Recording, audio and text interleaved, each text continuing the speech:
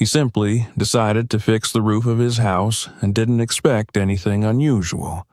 But beneath it, he found something that had been hidden for decades, and one call to 911 changed the fate of the entire neighborhood.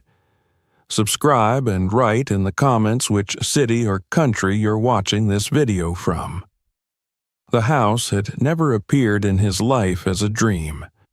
It entered it the way compromises always did, quietly, without ceremony, slipping into the narrow space between what he wanted and what he could afford. For most of his adult life, he had lived with the understanding that permanence was something other people earned. He moved often, sometimes by necessity, sometimes by design, though the difference between the two blurred over time.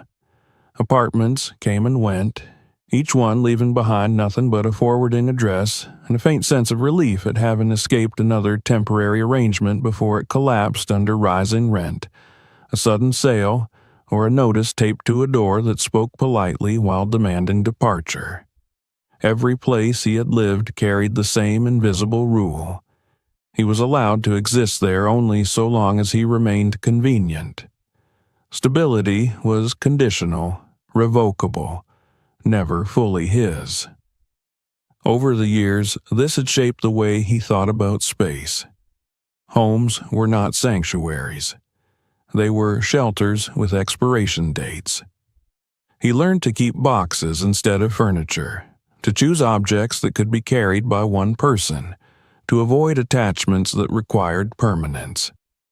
The walls he slept behind were never truly his concern, because sooner or later someone else would decide they were no longer his responsibility. Owning a house had once seemed like a distant, almost naive ambition, not because he lacked the discipline or desire, but because the path toward ownership appeared lined with obstacles that accumulated quietly, compounding into something overwhelming. Credit checks that felt like interrogations, down payments that demanded years of sacrifice with no guarantee of success, neighborhoods that seemed welcoming on paper but carried unspoken boundaries once you crossed into them in person. Over time, the idea of a house shifted in his mind from aspiration to abstraction, something theoretically possible but practically unreachable. That began to change not because his circumstances improved dramatically, but because exhaustion set in. He grew tired of living inside other people's margins, tired of waking up knowing that the place he slept in could be taken away with 30 days' notice, tired of measuring his life in leases rather than years.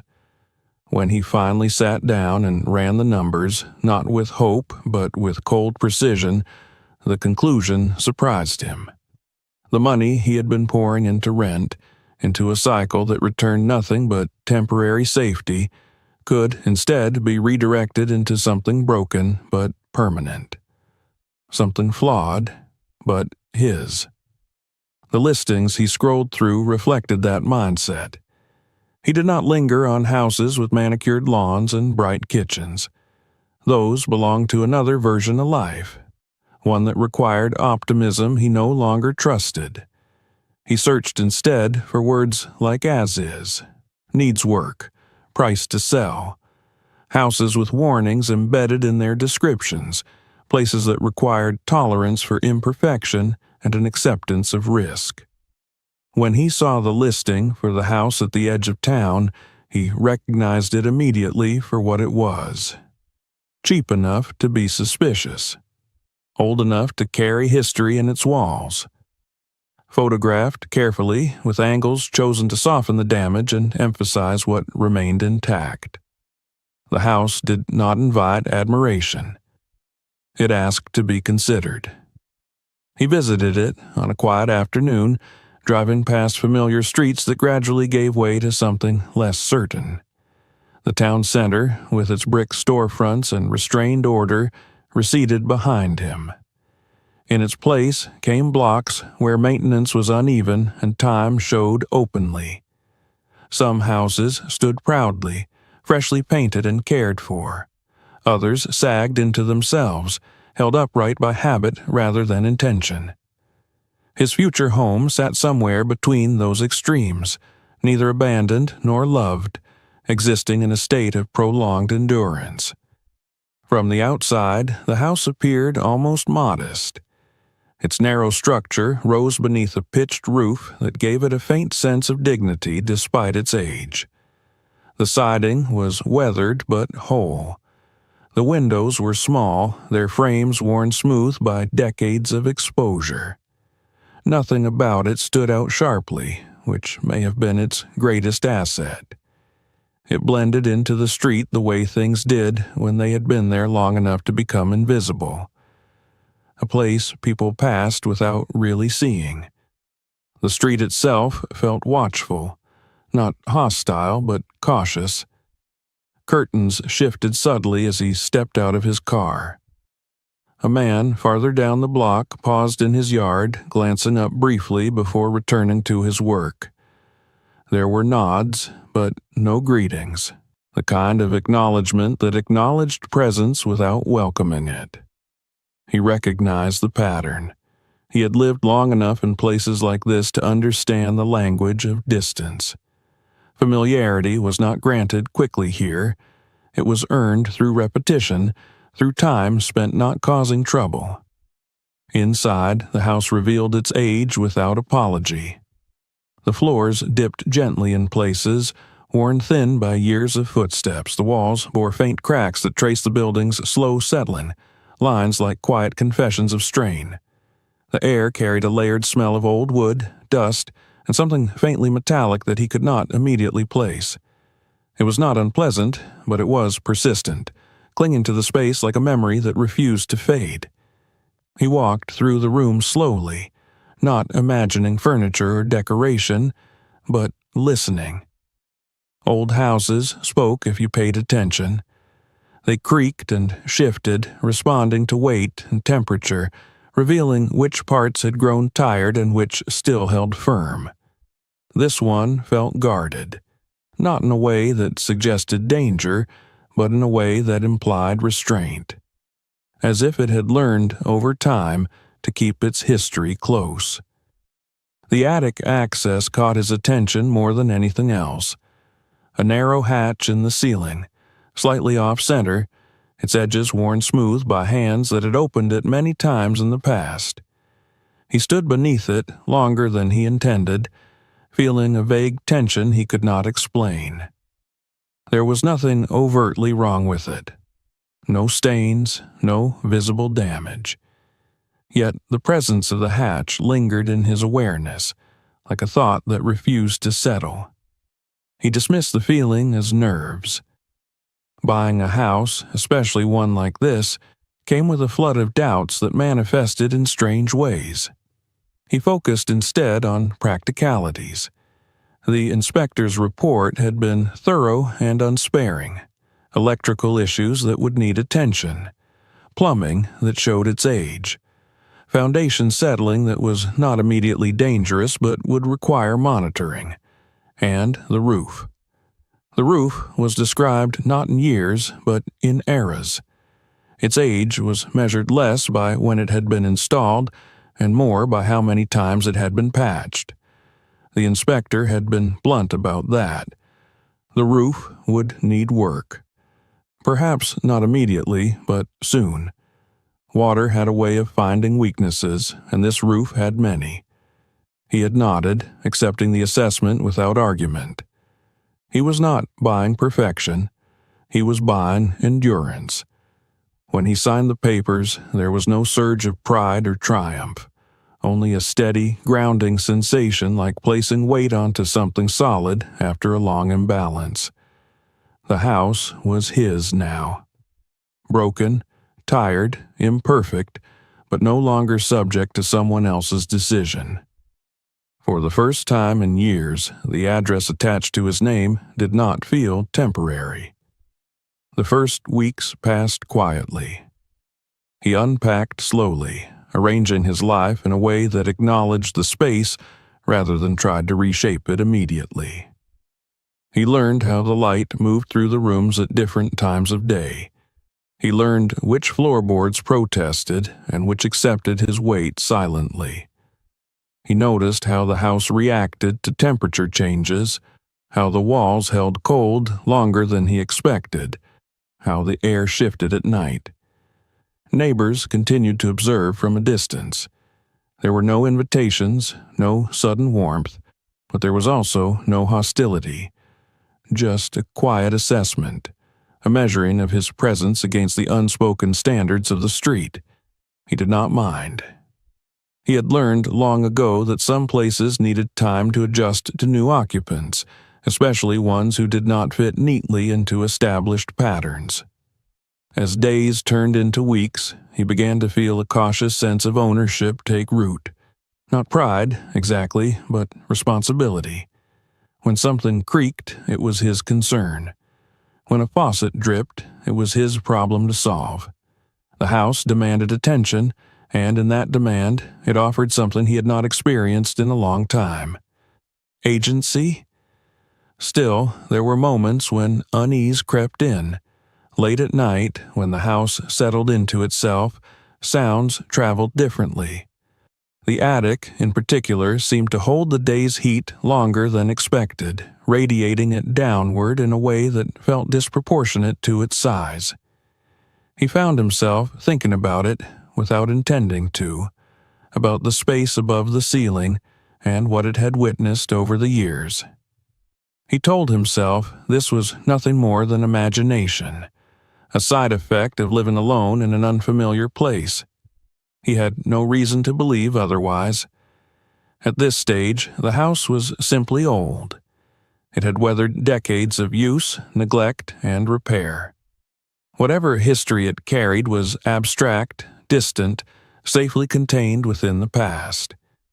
He could not yet know that this assumption rested on a fragile surface, much like the roof itself. That beneath the layers of patchwork and age, something deliberate waited, something patient. For now, the house remained what he believed it to be, a compromise, a calculation, a shelter earned through persistence rather than fortune. And as he went about the quiet work of settling in, unaware of how thin the barrier between past and present truly was, the roof above him held its secrets, pressed carefully into place, waiting for the moment when water and necessity would force them into the open. The rain arrived without warning, not as a sudden violence, but as a quiet persistence that settled over the house and refused to leave. At first it was gentle, almost comforting, the soft tapping against the windows blending with the muted sounds of the neighborhood settling in for the night. He noticed it only distantly, registering the rhythm the way one registers background noise, something that exists without demanding attention. The house absorbed those early drops without complaint, its walls and roof responding as they had countless times before. As the evening deepened, the rain grew heavier. The sound changed subtly, shifting from a light patter to a more deliberate drumming. It pressed against the roof with a weight that felt intentional, as if the sky had decided to empty itself directly onto this one narrow structure. He lay awake longer than usual, listening. Old houses always sounded different during storms. They groaned and expanded, reacted to pressure and moisture in ways newer buildings had forgotten how to express. He told himself that this was normal, that nothing about the sound above him suggested danger. The first drop fell sometime after midnight. It struck the floor near the living room window with a soft, hollow sound that cut through the steady noise of rain. He sat up immediately, the way people do when something interrupts sleep too cleanly to be dismissed as imagination. He waited, listening, hoping it was a fluke, perhaps condensation, perhaps something knocked loose by the wind. But then came another drop, followed by another, each landing in a slightly different place, each confirming what he already suspected but did not want to accept. He moved through the house with a quiet urgency, switching on lamps, scanning the ceilings for dark spots. The stains were faint at first, barely visible, but once he noticed them, they seemed to spread under his gaze. Thin lines of moisture traced their way along seams he had never paid attention to before, revealing paths of weakness that had existed long before he arrived. Buckets and bowls emerged from cabinets, placed carefully beneath the slow drip of water. The sound of it landing echoed too loudly in the quiet rooms, a steady reminder that the barrier between inside and outside had failed. By morning, the rain had eased, but the damage remained. The air inside the house felt heavier, tinged with the unmistakable smell of damp wood. The stains on the ceiling had darkened, settling into shapes that would not fade easily. He stood beneath them, looking up, feeling a mix of frustration and resignation. This was not cosmetic. This was not something that could be ignored or postponed. The roof, already flagged as a weakness, had finally asserted itself. He made calls that morning, though he already knew how they would go. Contractors spoke politely, professionally, their voices carrying the practiced tone of people accustomed to delivering bad news.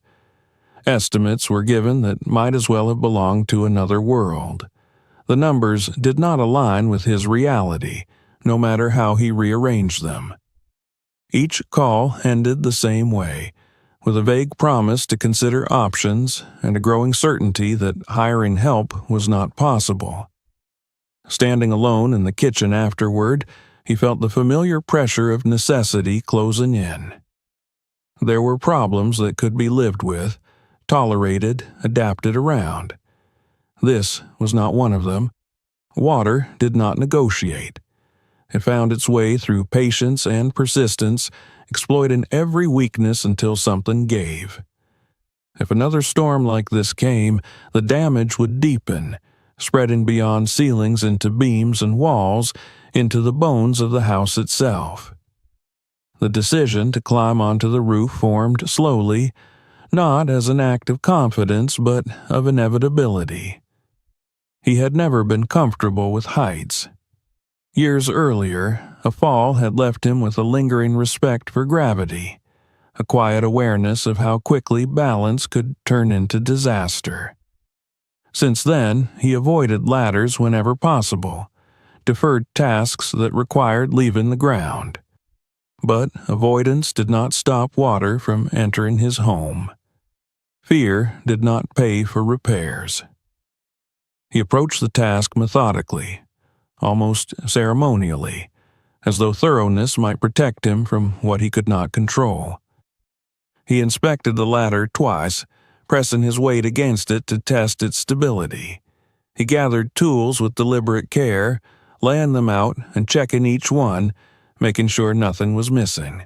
He charged his phone fully and slipped it into his pocket, telling himself it was for emergencies, though the word felt vague and insufficient. Before climbing, he stood in the yard and looked up at the roof. From below, it appeared unchanged, its surface smooth in the morning light, the damage hidden beneath layers of material and time. It gave nothing away. The house looked calm, composed, as if the storm had never touched it. That calm felt deceptive, but he could not articulate why. As he set the ladder against the side of the house, he became aware of movement along the street. Neighbors passed at a distance, some slowing briefly, others pretending not to notice. A man across the way paused on his porch, his gaze lingering for a moment before drifting elsewhere. The attention was subtle, but it registered. Working on your own roof marked you as something specific. Unprepared, perhaps. Desperate, maybe. He did not look back. He focused instead on the ladder, on the solid feel of the rungs beneath his hands. Each step upward tightened his chest. He kept his eyes forward, not allowing himself to look down. By the time he reached the roof line, his palms were slick with sweat despite the cool air. He pulled himself up carefully, settling onto the shingles and pausing to let his body adjust. The sounds of the neighborhood drifted up faintly, distorted by height and distance. Cars passing, a dog barking somewhere beyond a fence. Ordinary noises that felt strangely far away. Up close, the roof told a different story than it had from the ground. Materials overlapped in ways that made little structural sense. Repairs had been layered rather than replaced, each one concealing damage rather than resolving it. Some sections felt solid beneath his weight, reassuring in their resistance. Others responded differently, giving slightly, producing a hollow sensation that sent a flicker of unease through him. He moved slowly, testing each shift of weight before committing to it. The smell of the roof rose around him, warmed by the sun. Old tar, aged wood, dampness lingering where water had been trapped. He followed the areas above the rooms where leaks had appeared, expecting to find obvious failures. Cracked shingles, lifted edges, nails pushed up like exposed bones. And he did find some of these, just as the inspector had warned. Signs of age, of fatigue. But there were other details that did not fit as neatly.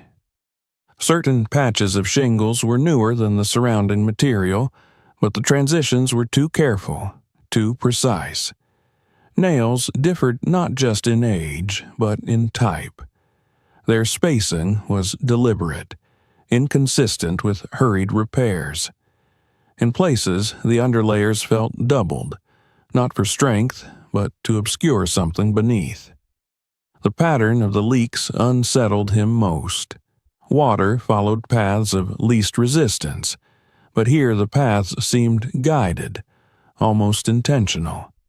The stains inside the house had spread outward in shapes that suggested seams rather than random failure. He traced those imagined seams upward, his attention narrowing, his focus sharpening. As the sun climbed higher, the roof warmed, easing some of his physical tension but sharpening his awareness. He found himself listening to the house, not for sound, but for resistance, for the way the structure responded beneath him. It was subtle, but it was there. An impression that certain areas had been altered and then deliberately ignored. He reminded himself to stay grounded. Old houses were full of quirks. Repairs made by previous owners varied in quality and logic. Not every irregularity carried meaning. Fatigue and height could amplify suspicion, turning ordinary imperfections into imagined threats. He forced himself to breathe evenly, to focus on the task he had come to do. Still, a sense of anticipation settled over him, quiet but persistent. The roof no longer felt like a simple surface. It felt layered with decisions, with choices made long before he arrived.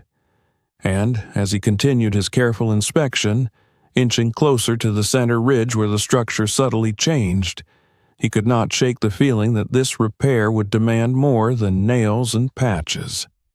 That whatever waited beneath the worn shingles had already begun to surface, carried upward by water and necessity, pressing gently but insistently against the thin barrier that separated the present from something far older and far less willing to remain hidden.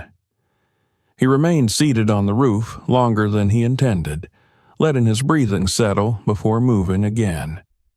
From this height, the street below looked flattened, compressed into a narrow strip of muted color and slow movement. The distance distorted sound as well.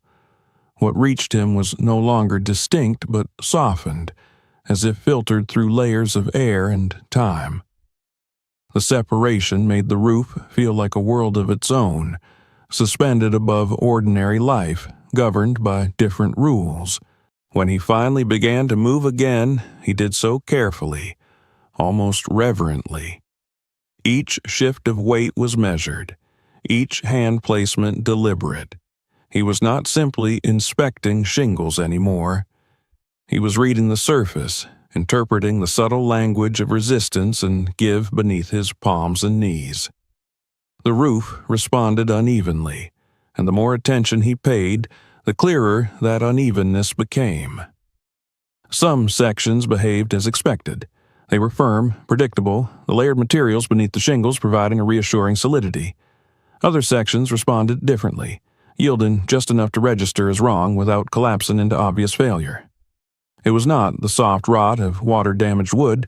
It was something else, something hollowed, altered, as though space had been introduced where it did not belong. He crawled slowly toward the area above the living room where the first drops had appeared during the storm. The ceiling beneath that section still bore the stain, darkened now into a permanent mark. He tried to align what he remembered seeing inside with what lay beneath him now, mapping the interior to the exterior in his mind. Old houses often required that kind of mental overlay, an understanding of how rooms translated into structure. But here the translation felt imprecise, as if the roof did not fully correspond to the space below. As he shifted closer to the center ridge, the differences grew more pronounced. The shingles here were arranged with a precision that stood out against the surrounding wear. Their edges aligned too neatly. The overlaps were consistent in a way that did not match the rest of the roof's patched history. It looked less like a repair and more like an insertion, a section placed carefully within an older framework. He pressed his palm flat against the surface and applied gentle pressure. The area resisted firmly, then responded with a muted hollowness beneath, a sensation that traveled up his arm. He withdrew his hand and tried again, slower this time, focusing on the feedback. The sensation was unmistakable. There was space beneath this section that should not have been there. He paused, sitting back on his heels, and scanned the surrounding area. The roof line from this vantage point appeared uniform. Nothing bulged outward, nothing sagged. From the street below, no one would ever notice this subtle irregularity. It was the kind of detail that revealed itself only under close scrutiny, only to someone who had a reason to be there. He reminded himself again not to invent meaning where none existed. Repairs over decades could produce strange results. Previous owners might have reinforced certain areas, replaced boards, added layers to compensate for weakness. Yet, the more he examined the section, the less convincing that explanation felt. The materials here were not simply newer, they were different. The nails held them in place were spaced evenly, not hurriedly. The wood beneath the shingles felt treated, chosen, rather than scavenged or improvised. A faint line caught his eye as the sun shifted. It ran perpendicular to the direction of the shingles, barely visible unless the light struck it at just the right angle. He leaned closer, squinting. The line was too straight to be a crack, too deliberate to be a split caused by weather. It looked like a seam. The word settled into his mind with a quiet weight. A seam implied joining, separation. Two things brought together intentionally. His throat tightened slightly as he traced the line with his finger. The material here met itself in a way that suggested access rather than damage, a boundary that could be crossed. For a moment, he considered stopping. The task he had set out to do did not require this level of investigation. He could patch visible damage, replace cracked shingles, seal obvious entry points for water. He could leave this area untouched, convince himself that the roof's age accounted for its oddities.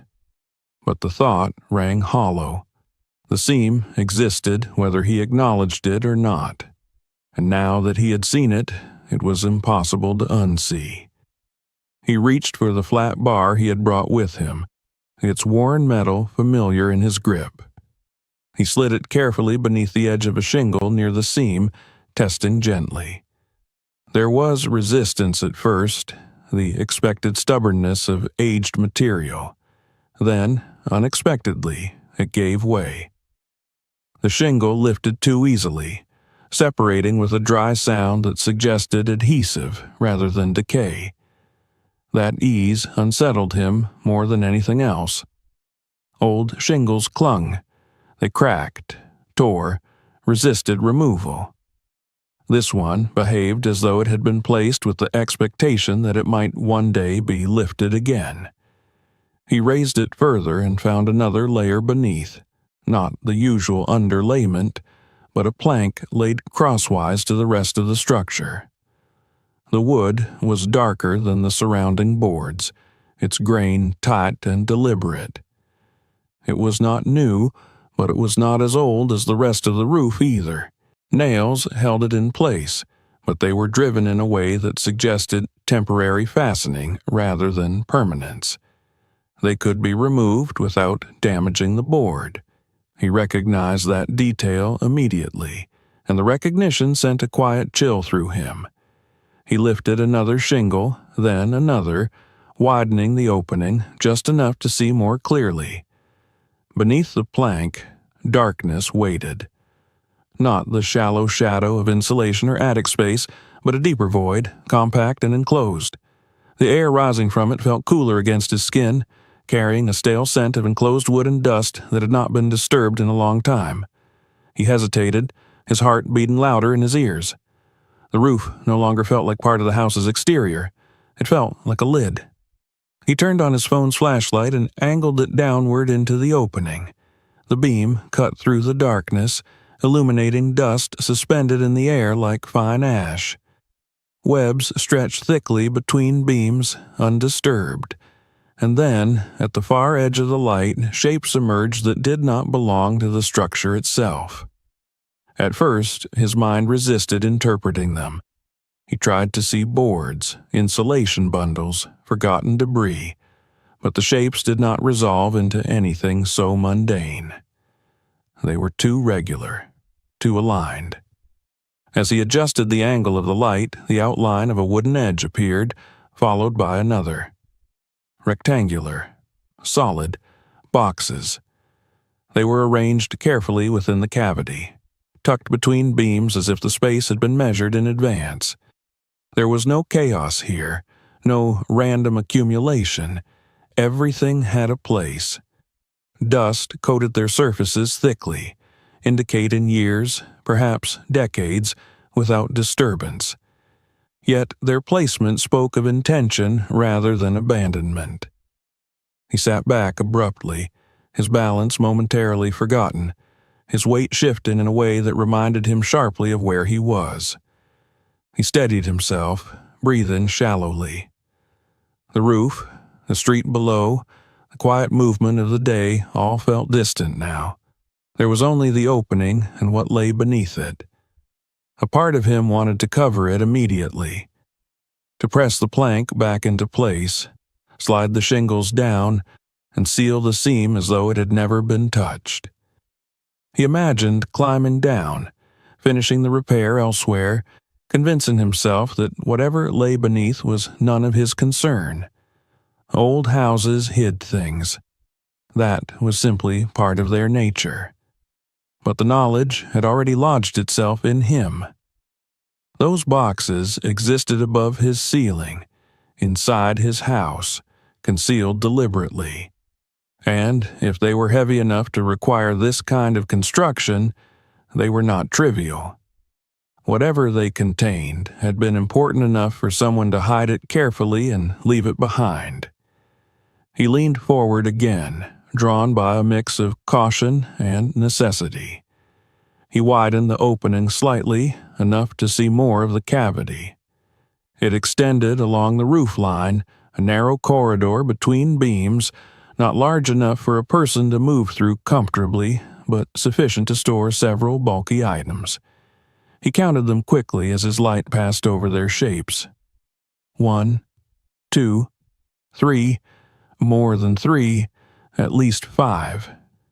The number alone unsettled him. One box might have been dismissed as a forgotten cache. 5 suggested planning. He reached into the cavity, his fingers brushing against the rough surface of the nearest box. The wood felt dry, solid, aged. He pulled his hand back instinctively, not from pain, but from the shock of contact. This was real, not imagined, not symbolic. A hidden storage space built into the roof of his house, filled with objects deliberately placed and left behind. He considered the practical implications. The roof was compromised now. Leaving the cavity exposed was not an option. Another rain would pour directly into the space, potentially damaging whatever lay inside and causing further structural issues. Even if the boxes were empty, even if they contained nothing but worthless debris, they would have to be dealt with. Ignoring them would only deepen the problem. He also understood that this was not something to handle casually while perched on a roof. If the boxes were heavier than expected, shifting them here could throw him off balance.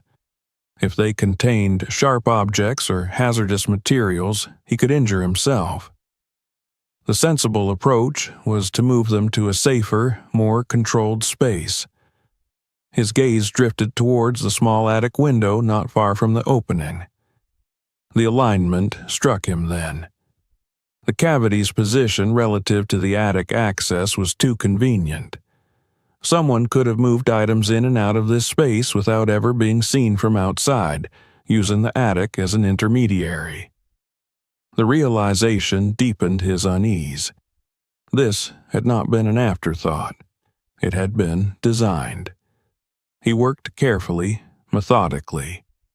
One by one, he maneuvered the boxes toward the opening, testing their weight before committing to pulling them free. They were heavier than he expected, dense with unknown contents. Each movement required patience, a careful negotiation between gravity and caution. When he finally eased the first box out onto the roof beside him, he felt the strain in his arms and shoulders immediately. The box was old, its edges worn smooth by time rather than use. Dust clung to it thickly. There were no labels, no markings to indicate its contents, just plain wood, assembled with care. He set it down gently and reached for the next one, repeating the process until all of them lay beside him in a quiet row. From the street below, anyone looking up would have seen nothing unusual. A man working on his roof, a few pieces of debris, nothing that suggested what had just been uncovered. Still, he was acutely aware of being visible. He glanced down and caught movement at the edge of his vision. A neighbor had stepped onto a porch. Another paused near a driveway. He could not tell if they were watching him specifically or simply noticing the activity, but the awareness made his movements more deliberate. He needed to get the boxes inside without drawing attention. He secured a rope around the first box, tying it carefully, testing the knot with a firm pull. Then he guided it toward the attic window and began to lower it, controlling its descent inch by inch. The rope burned slightly against his palms as the weight shifted, but he kept it steady, careful not to let it swing. One by one, he lowered the boxes into the attic, his arms trembling with effort by the time he reached the last. When it finally settled below, he sat back, chest heaving, and looked at the opening in the roof. The cavity now stood empty, a dark recess between beams, bearing the faint outlines where the boxes had rested for so long. He slid the planks back into place temporarily and laid the shingles over the seam as best he could. It was not a proper repair, only a cover, a temporary closure of something he could no longer pretend did not exist. He would return to fix it properly later. For now, his attention had shifted entirely. As he climbed down the ladder, his movements were less careful than before, urgency replacing caution. When his feet finally touched the ground, he stood still for a moment, letting the solidity of it steady him. The house loomed above, unchanged in appearance, but irrevocably altered in meaning. Whatever the boxes contained, they were no longer hidden. They had crossed a boundary, moving from the sealed space beneath the roof into the present, into his awareness. And as he made his way inside toward the attic, the sense that the house had been holding something back for years solidified into certainty. The roof had not merely leaked, it had revealed. The attic greeted him with the same stale warmth it always had, but now that warmth felt heavier, altered by the presence of the boxes resting on the floorboards. Dust rose in soft clouds as he stepped inside, catching the light from his flashlight and drifting slowly back down, as though the space itself were unsettled by what had been brought into it. The boards creaked under his weight, responding with tired familiarity, yet something in the atmosphere had shifted. The attic was no longer merely an unused space beneath the roof. It had become a threshold.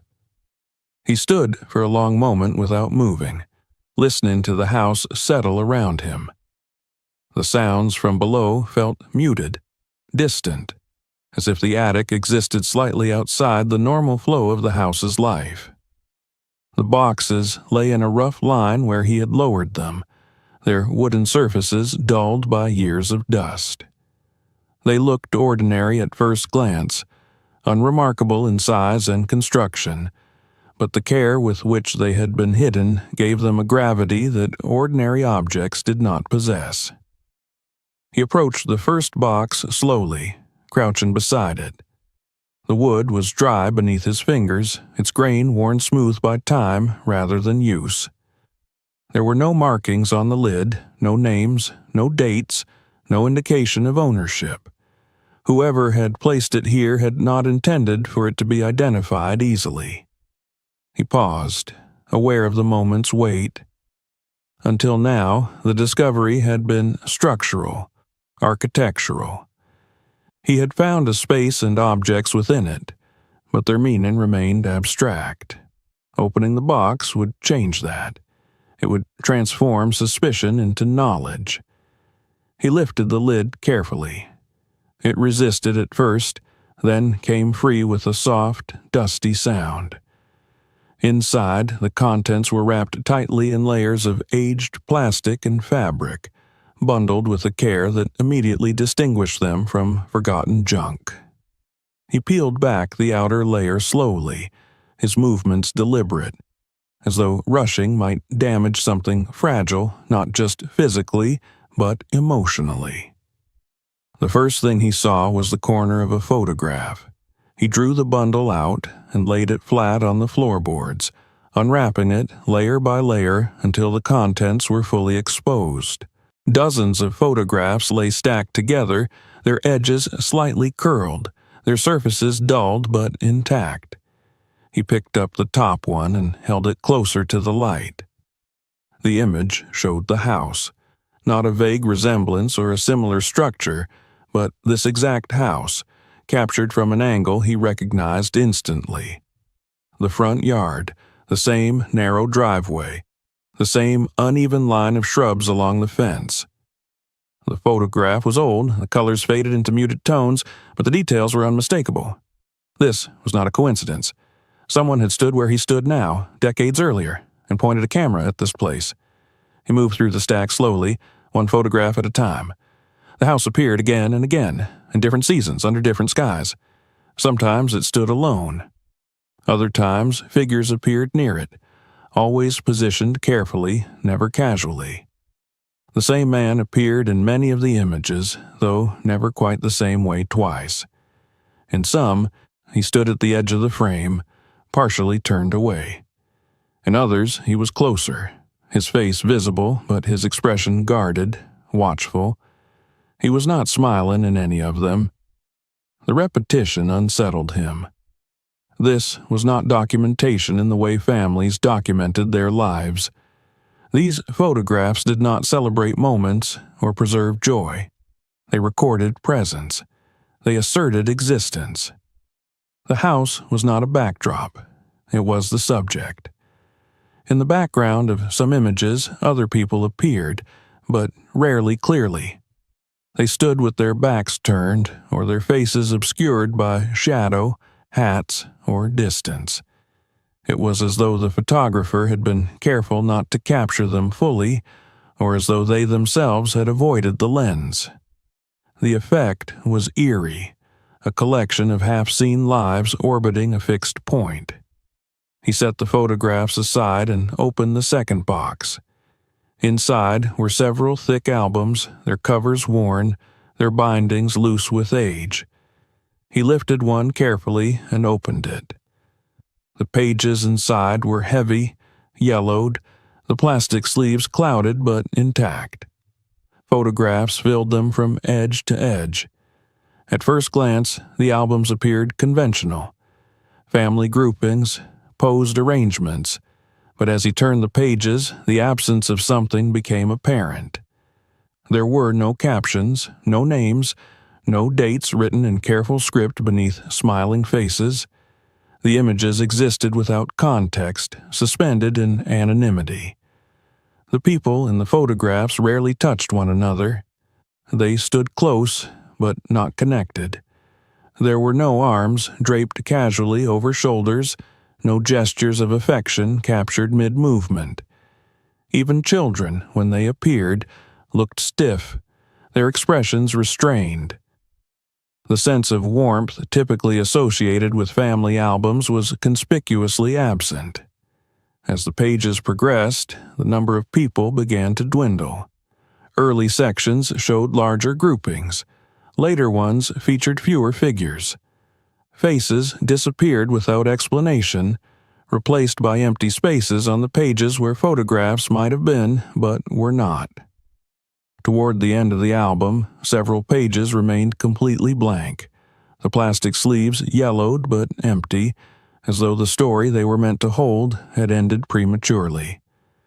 He closed the album slowly and reached for another. The pattern repeated.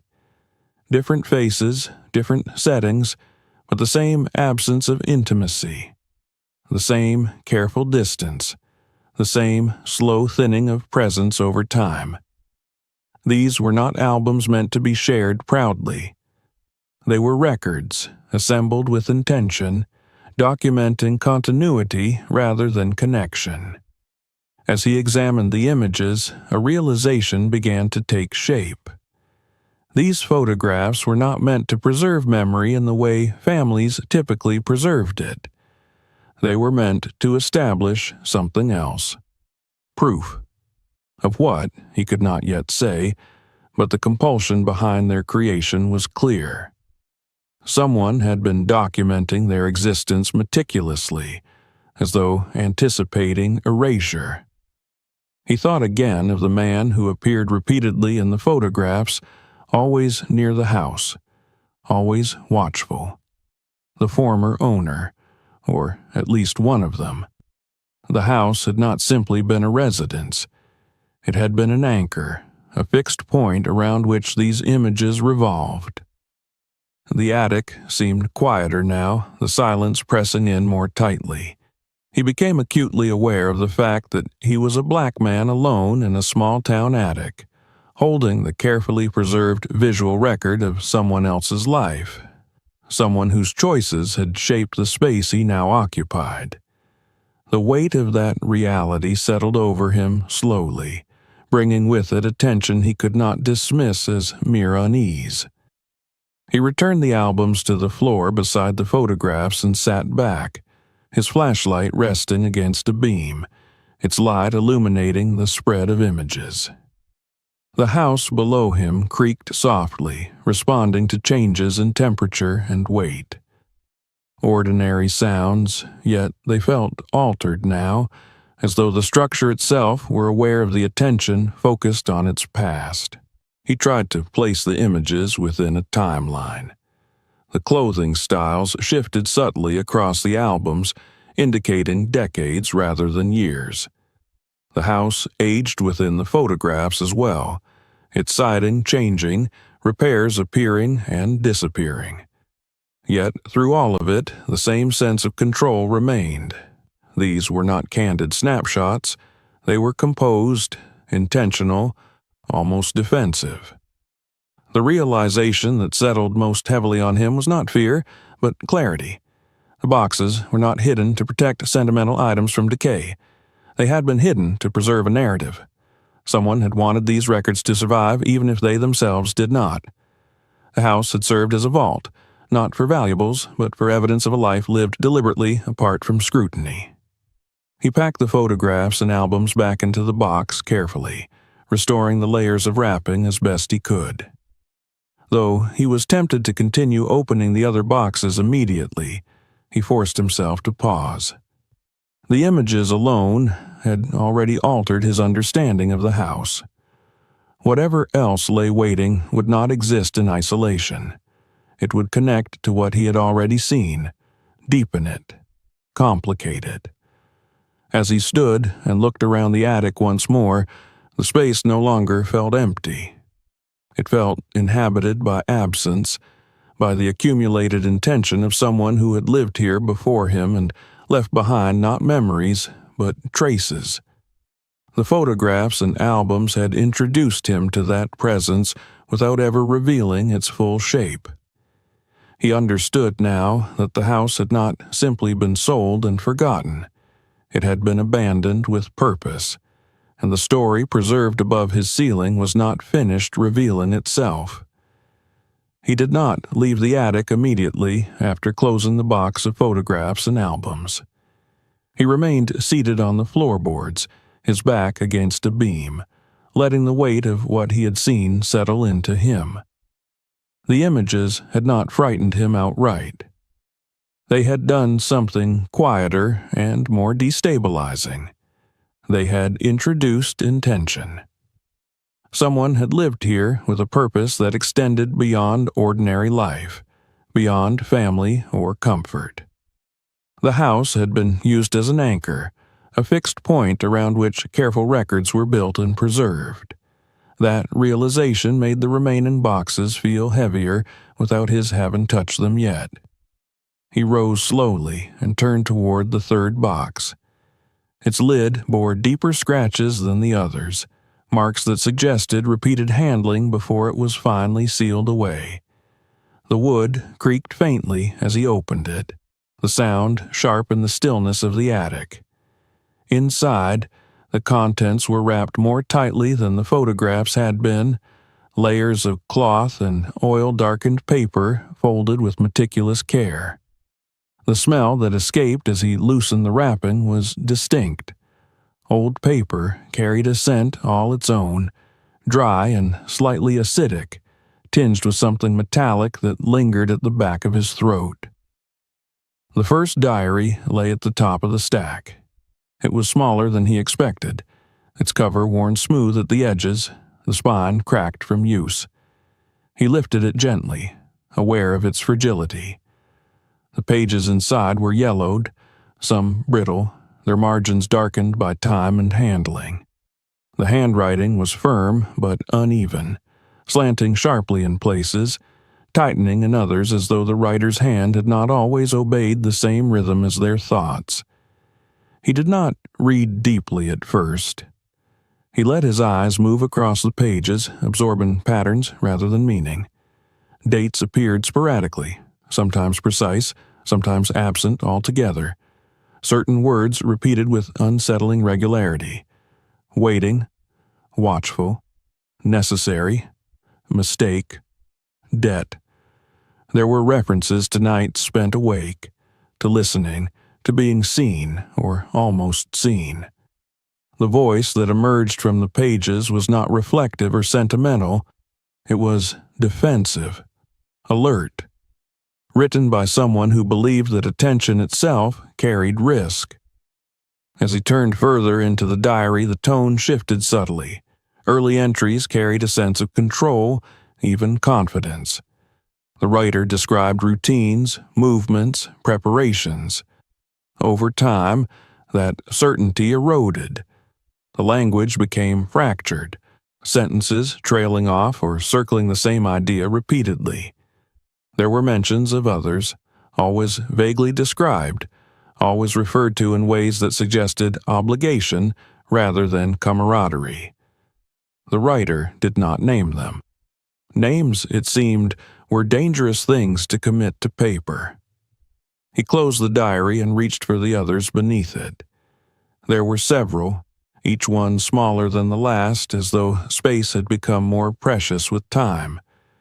The progression between them told a story even before he read a word. The handwriting tightened. The margins narrowed. Blank pages grew more frequent toward the ends, not because the diaries were finished, but because the writer had stopped writing. One entry near the end of the final diary caught his attention despite his efforts to remain detached. The handwriting there was more deliberate, pressed into the page with unusual force. The language shifted from observation to resolve. There were references to a place away from the house, a location described obliquely through landmarks rather than addresses. A tree with a distinct bend. A field no longer worked. A structure that had once served a purpose and now served none. The entry ended without flourish, without explanation, as though the act of writing itself had been concluded. He set the diaries aside carefully, stacking them in the order he had found them. The picture forming in his mind was not yet complete, but its shape was becoming clearer. These were not the private reflections of an ordinary person. They were records kept by someone who anticipated scrutiny, who understood that their life required documentation not for remembrance, but for justification or warning. He turned then to the fourth box.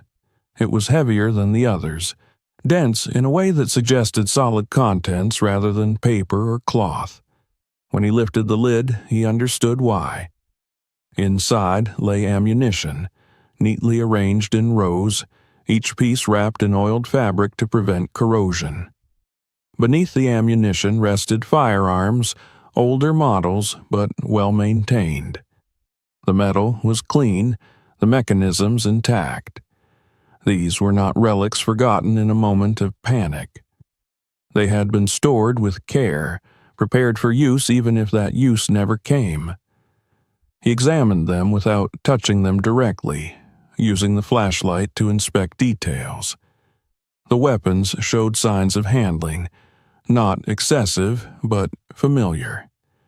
Someone had known them well enough to trust them. The presence of the ammunition alongside them removed any doubt about their purpose. This was not a collection assembled out of nostalgia or curiosity. It was functional. The contrast between the diaries and the weapons unsettled him. The writing spoke of fear, of isolation, of an awareness that something was coming.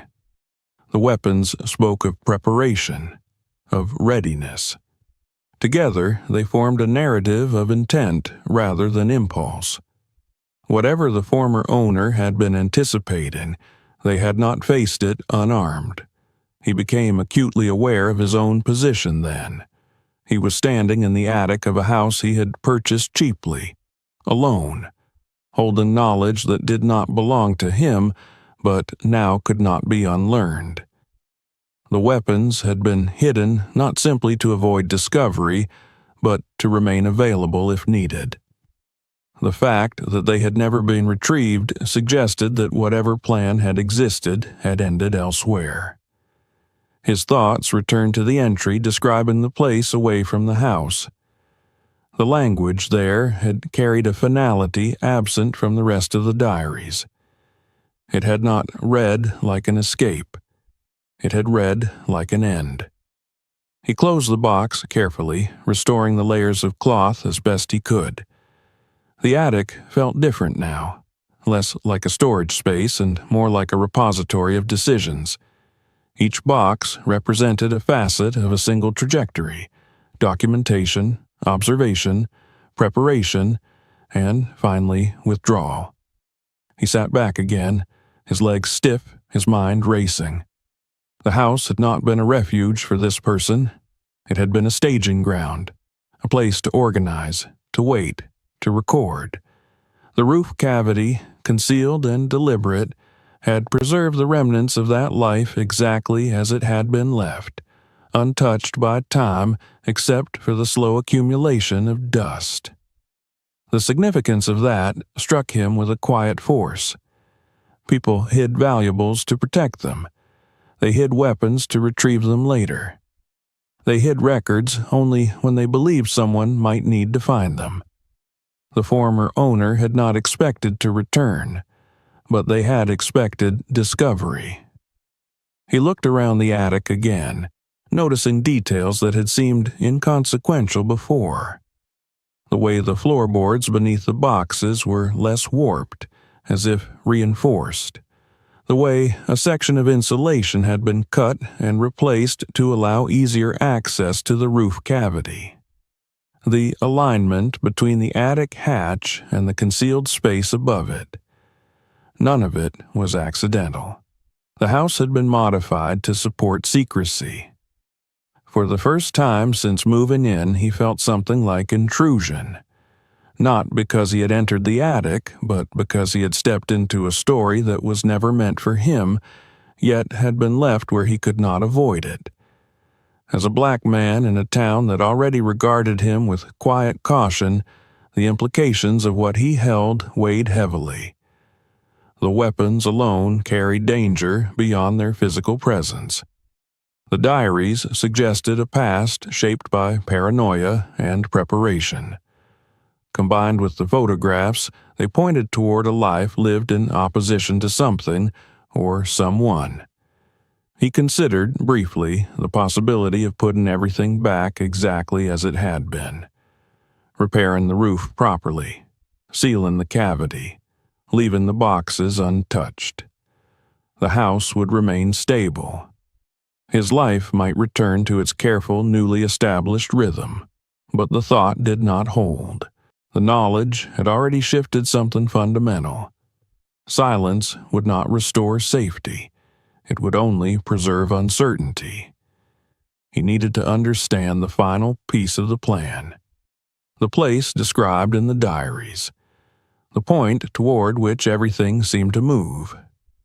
Without that, the story remained suspended, unresolved. And unresolved stories had a way of pressing on the present until they were addressed. As he prepared to leave the attic, closing the hatch behind him, the house felt heavier than it had before. Not oppressive, but charged, as though it had been waiting for someone to notice the pattern it held. The photographs had shown a life anchored to this place. The diaries had revealed the mind that shaped that life. The weapons had confirmed intention. What remained was consequence. Downstairs, the light through the windows had shifted, marking the passage of time he had barely noticed. He stood in the quiet of the living room, aware that the decision forming in him would carry him beyond the house, beyond the roof and its secrets, into the open landscape hinted at in fading ink and guarded words. The next step would not be taken within these walls. It would lead outward, toward a place where the former owner's careful planning had reached its final expression, and where the meaning of everything hidden above his ceiling would at last be revealed. He did not sleep that night. The house, which had slowly begun to feel familiar in the weeks since he moved in, now seemed alert, as though its quiet had sharpened into attention. Every sound carried farther than before. The settle-in of beams, the faint ticking of pipes cooling after use, even the soft movement of air through the rooms felt amplified. He lay on the bed, staring at the ceiling, fully aware that just above it rested an emptiness where something deliberate had once been hidden, and that the objects now sitting in the attic had already altered the meaning of the structure around him. The final diary entry returned to him again and again. The words themselves were not dramatic. There were no confessions, no explicit declarations of guilt or fear. Yet their restraint carried a weight that the earlier entries did not. The writer had stopped circling their thoughts. They had moved toward something definite. The references to the place away from the house were precise enough to be followed, but vague enough to conceal their destination from anyone unfamiliar with the landscape. It was not secrecy born of haste. It was secrecy refined through repetition. By morning, the decision had settled into him with quiet inevitability. He could not leave the story unfinished. The house had already yielded too much to allow retreat. Whatever lay at the end of the former owner's careful planning would not fade simply because he chose to ignore it. The knowledge would remain, pressing outward, demanding resolution. Understanding, he realized, was not curiosity at this point. It was necessity. He gathered the diaries and photographs again, laying them out on the dining table where the morning light fell cleanly across their surfaces. With fresh eyes, he began to study them not as artifacts, but as guides. The photographs were particularly revealing when viewed in sequence. Background details that had seemed incidental now took on significance. A line of trees at the edge of a frame. A distant structure barely visible behind a subject's shoulder. A bend in a dirt road that appeared in multiple images, always from the same angle, always partially obscured. He cross-referenced these details with the diary entries, reading more carefully this time. The language describing the place grew clearer the more he paid attention to what was not said outright. The writer had relied on familiarity, assuming that the words would be enough for them and perhaps for no one else. But the repetition of certain landmarks suggested a path rather than a destination. A route traveled more than once. A journey made deliberately, perhaps ritualistically. By late morning, he had narrowed it down to an area several miles outside town, beyond the last clusters of houses and into land that had long since been abandoned by development. Fields that once supported crops now lay fallow, overtaken by scrub and weeds. Old structures dotted the landscape there, remnants of uses that no longer justified their upkeep. It was a place people passed through without stopping, their attention fixed on destinations farther away. He drove out there with the photographs beside him on the passenger seat, glancing at them occasionally as the scenery shifted. The town fell away gradually, storefronts giving way to quieter roads, then to stretches of land where fences leaned inward as if tired of standing. The familiarity of the route unsettled him. He realized he had passed this way before without ever really seeing it, the way people often did with spaces that existed just beyond the edge of daily relevance. As he drove, the weight of his identity pressed more heavily on him than it had inside the house. Out here, away from the relative anonymity of the neighborhood, he felt exposed in a different way. A black man, alone on a rural road, following a trail hinted at in the writings of someone who had clearly lived with suspicion and hostility toward the world around them. The thought sharpened his awareness of risk. He reminded himself to remain cautious, to trust observation over assumption. He parked near the edge of a dirt road that narrowed into little more than a track. The photographs suggested that the remainder of the journey would need to be made on foot. He stepped out of the car and stood for a moment, listening. The air here felt different, less constrained. Wind moved freely through tall grass, carrying the dry scent of earth and decay. The sky stretched wide overhead, uninterrupted by power lines or rooftops. He followed the path indicated by the images, moving slowly, matching the angles and distances as best he could. With each step, details from the photographs aligned with reality. The bend in the road, the cluster of trees set back from the field, a shallow depression in the land that collected water after rain. The sense of recognition grew stronger with each confirmation, replacing uncertainty with a grim clarity. Eventually, he reached a stand of trees that matched the description in the diary with unsettling precision. One tree in particular stood out, its trunk bent at an unnatural angle near the base, as though it had once been damaged and grown around the wound rather than straightening. He stopped a short distance away, his body reacting before his mind fully caught up. There was nothing overtly threatening about the place, no markers, no signs. Yet the ground beneath the tree looked subtly different from its surroundings. He approached cautiously, scanning the area for signs of disturbance. The earth near the tree was uneven, its surface slightly sunken, as if something beneath it had shifted over time. Grass grew there, but thinner, less rooted. He knelt and pressed his hand against the ground. It was firm, but not compact in the way undisturbed soil usually was. There was give beneath the surface, a softness that spoke of disruption rather than erosion. The realization settled into him slowly, accompanied by a tightening in his chest. This was not merely a place mentioned in passing, it was an endpoint. He did not dig immediately. He stood and looked around again, taking in the wider landscape. An old, partially collapsed shed stood farther off, its roof caved in, its walls bleached by years of exposure.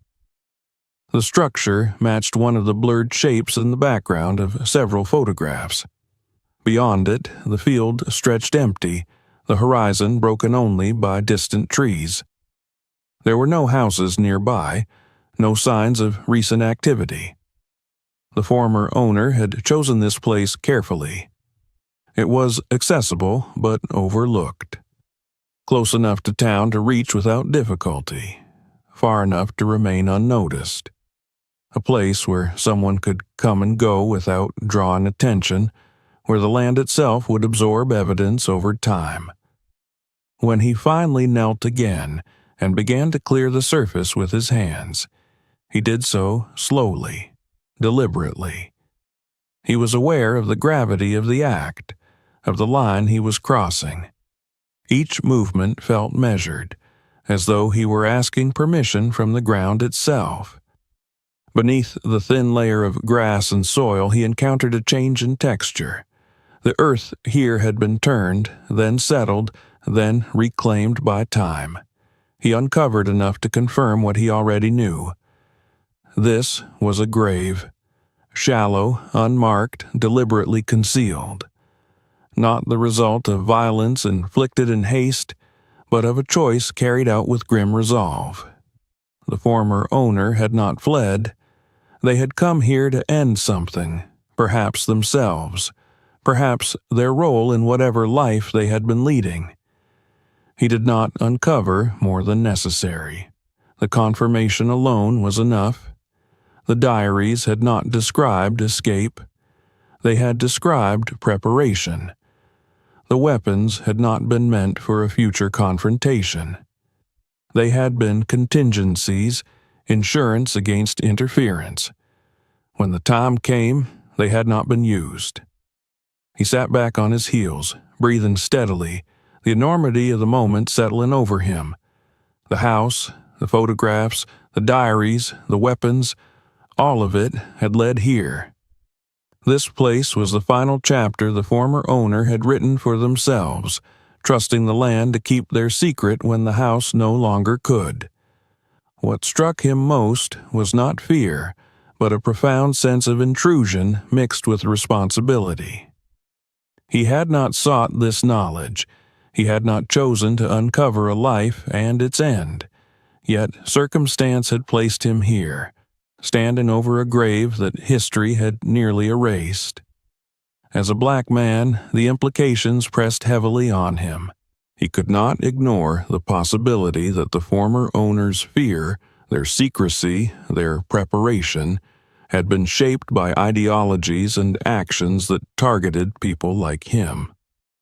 The house, once merely old and worn, now appeared complicit by design.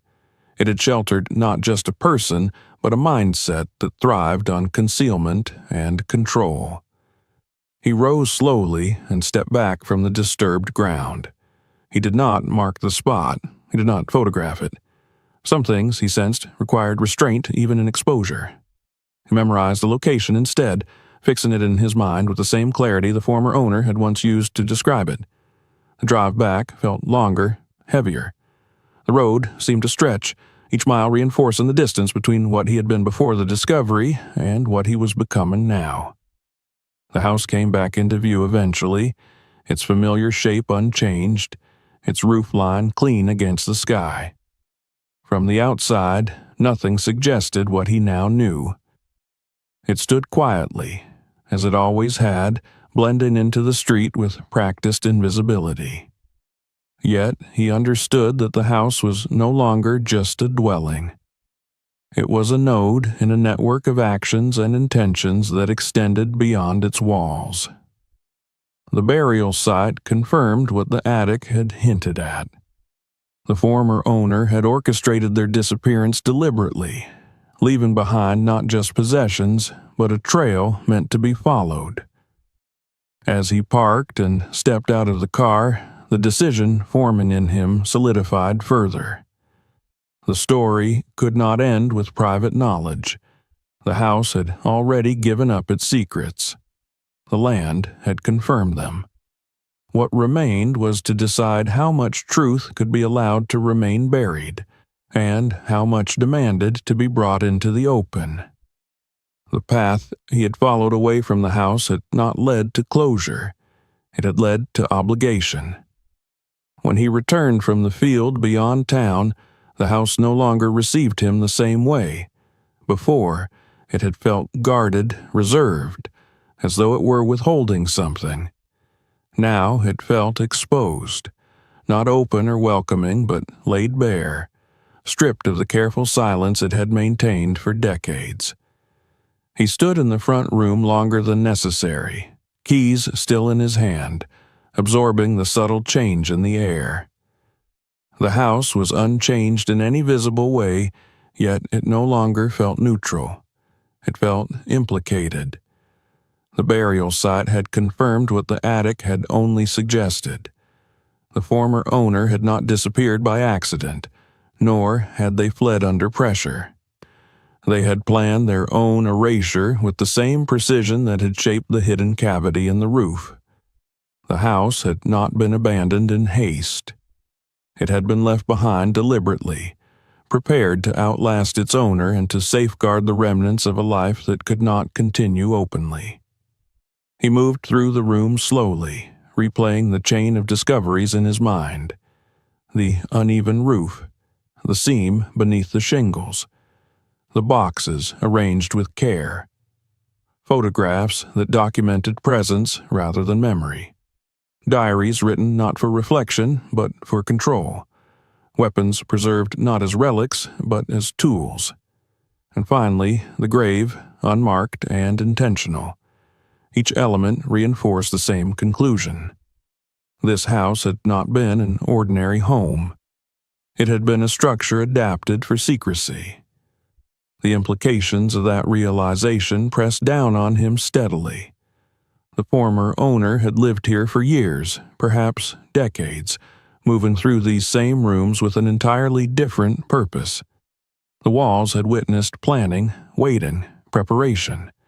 The attic had not been a forgotten space, but an active one, accessed, modified, used.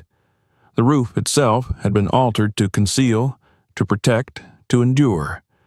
Nothing about it had been accidental. He found himself standing again beneath the attic hatch, looking up at the plain panel in the ceiling. It seemed smaller now, more deliberate. The space above it felt closer, heavier, as though the knowledge he carried had shortened the distance between floors. He understood now why the attic had unsettled him from the beginning. It was not intuition or imagination. It was recognition without context. The house had always carried tension because it had been designed to hold it. As a black man living alone in this town, the meaning of that history cut sharply. The former owner's fear, vigilance, and preparation were not abstract traits. They were shaped by ideology, by beliefs that required secrecy because they thrived on control and exclusion. The weapons, the documentation, the careful concealment all pointed toward a life lived in opposition to others, toward an identity built around threat and anticipation. And the house had served as shelter for that identity. He considered what silence would mean now. He could repair the roof properly, seal the cavity, return the boxes to their hidden place, or destroy them quietly. The grave lay far enough from town that it might never be discovered. The house would remain just another aging structure on a tired street. His life might settle back into a fragile normal, but the thought felt false. Silence was not neutrality. It was participation by omission. The house had already broken its own silence by revealing the seam beneath the roof. Water had forced what time alone had preserved. To ignore that revelation would be to accept the role of caretaker for a secret that was not his and should never have been protected. The responsibility, he felt, was not imposed by law or expectation. It arose from proximity, from the simple fact that he lived here now, beneath a roof that had been used to hide more than weather. He sat at the kitchen table and laid out the photographs, diaries, and notes he had taken from memory of the burial site. Seeing them together clarified the pattern further. The former owner had not merely been an individual acting in isolation. The diaries referenced others indirectly. The photographs hinted at gatherings, at figures deliberately kept at the edge of the frame. The care taken to preserve records suggested that these materials had value beyond personal reassurance. They were evidence of participation in something larger. That realization shifted the weight of the discovery from personal unease to public consequence. This was no longer just a strange history attached to a property.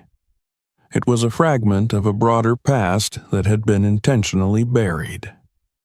The house had functioned as a node, a quiet storage point within a network that depended on invisibility. The fact that the network had dissolved did not erase its impact. Its remnants still existed, waiting to be acknowledged. He thought of the town itself, of the way neighbors watched from behind curtains, of the polite distance maintained since he moved in, of the absence of curiosity about the house's past.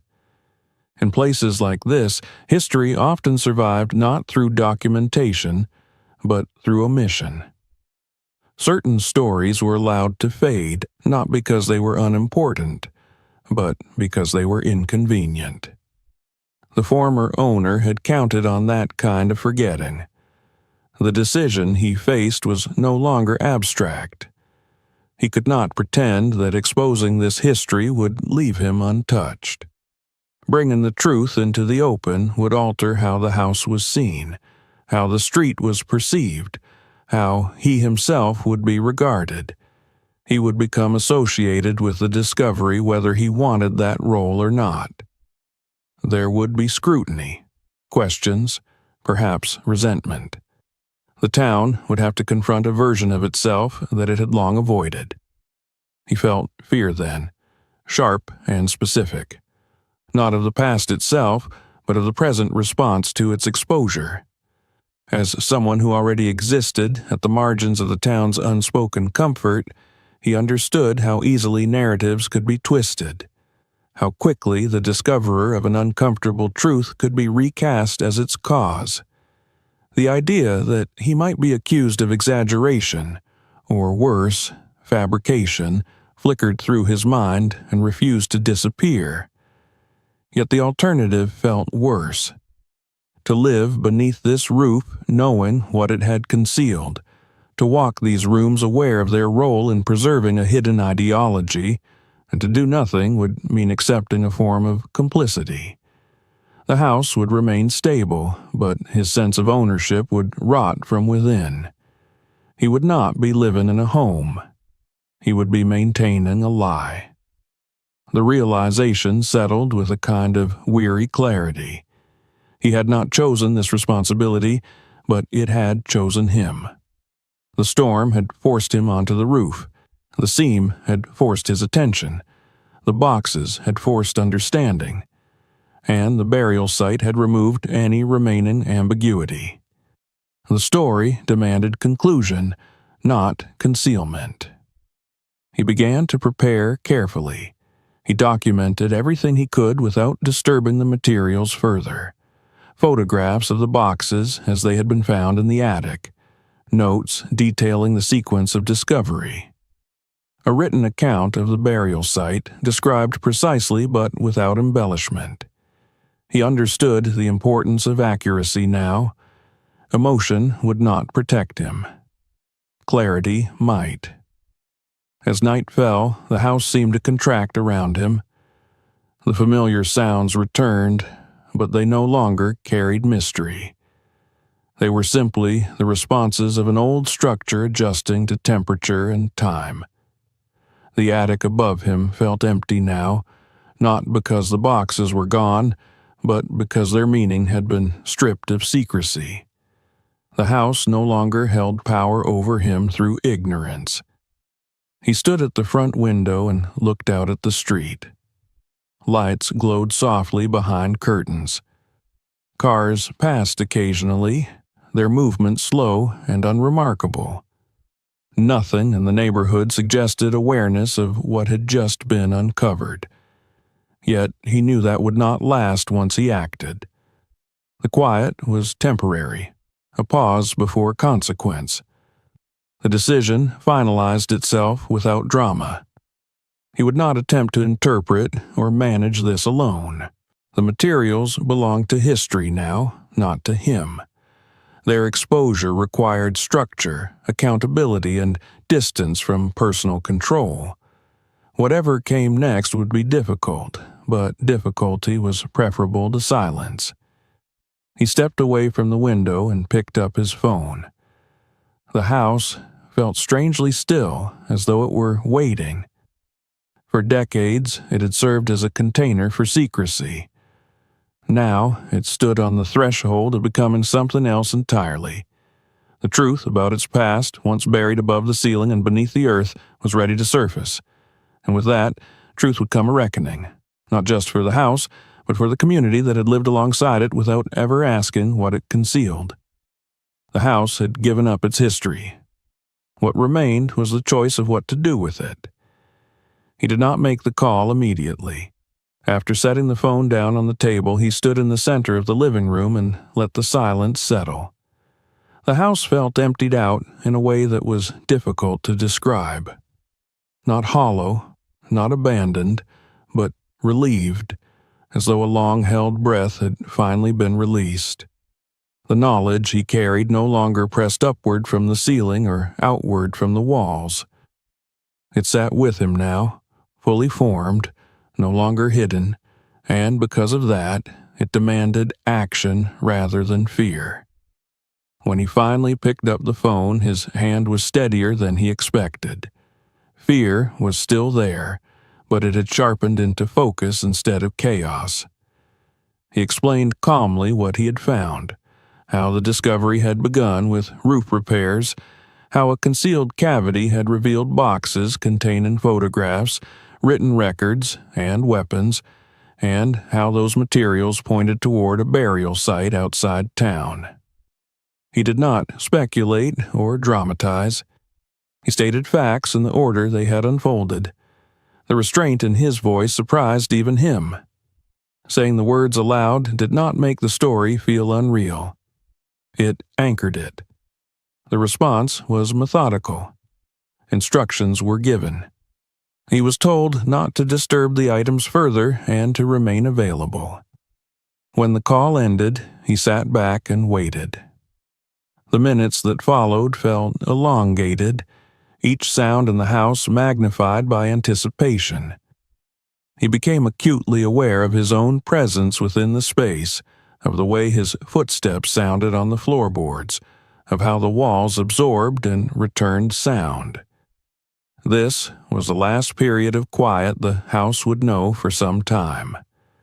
When the authorities arrived, the shift was immediate. The boundary between private space and public consequence dissolved the moment the door opened. The house that had belonged solely to him hours earlier now became a site of interest, its rooms assessed with professional detachment.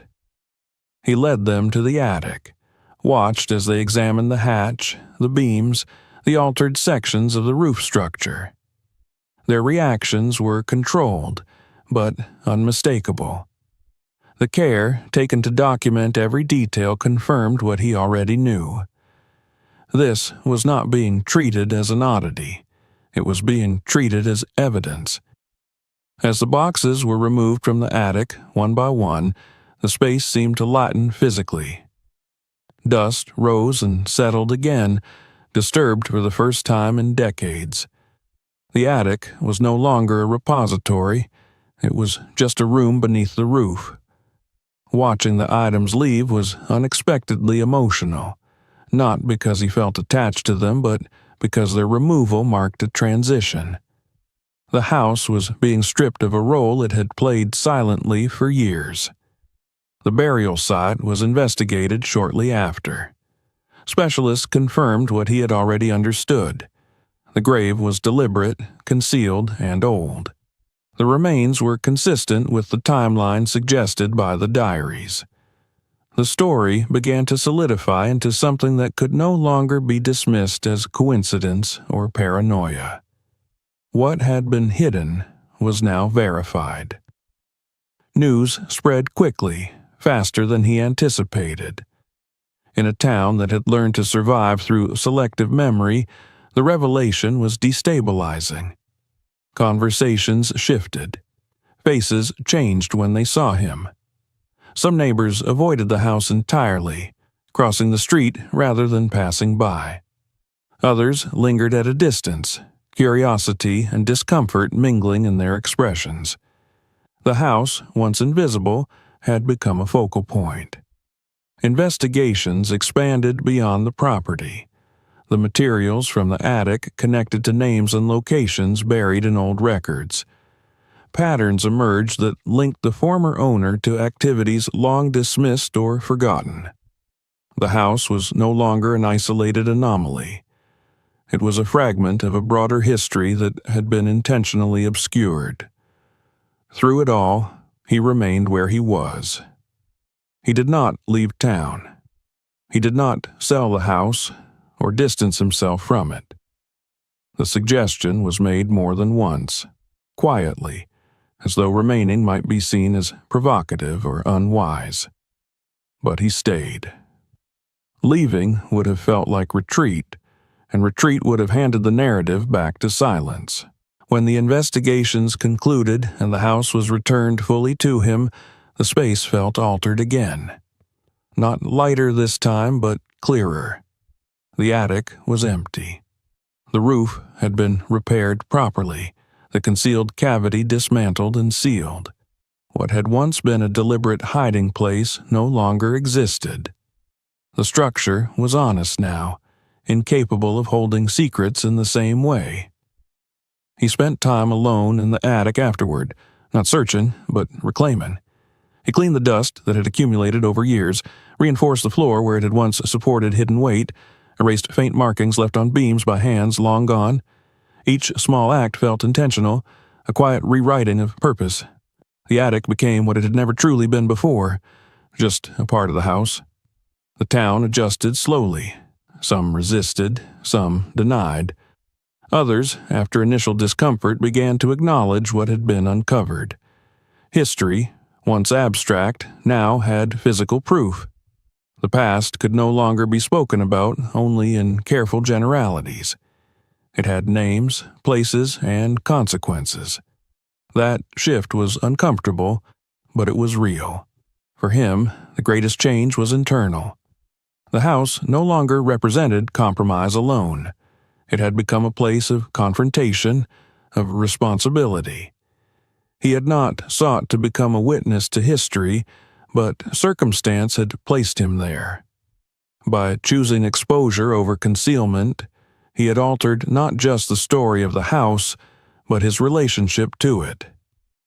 There were nights when the weight of it all returned, when the memory of the attic and the field beyond town pressed into his thoughts. But those moments passed more quickly now. They no longer carried uncertainty. The truth, once exposed, had lost its power to haunt. It could be remembered without being feared. Standing in the yard one evening, he looked up at the repaired roof. The shingles lay flat and uniform, giving no hint of what had once been hidden beneath them. That absence felt appropriate. The purpose of uncovering the past was not to leave scars visible forever, but to ensure that what caused them could not return unseen. He went back inside and closed the door behind him. The sound was familiar, grounding. The house settled around him not as a keeper of secrets, but as a place reclaimed through understanding. It was still old, still imperfect, still required work and attention, but it no longer belonged to silence. The story that had begun with a simple repair had ended in exposure, not because he sought it, but because he refused to look away. The house stood now as it always had, on the same street, among the same neighbors. Yet its meaning had changed. It was no longer a vessel for hidden intent. It was simply a house again, shaped by choice rather than fear. And in that quiet transformation, he found something he had not expected when he first bought it. Not pride, not triumph, but belonging. If this story kept you watching until the end, don't stop here. Subscribe to the channel so you don't miss the next videos, more hidden discoveries, buried truths, and stories that change everything in a single moment. Watch the other videos on the channel. Some of them reveal secrets no one expected to be found. And if this story surprised you or made you think, share it with others. The truth matters more when it's seen by more people.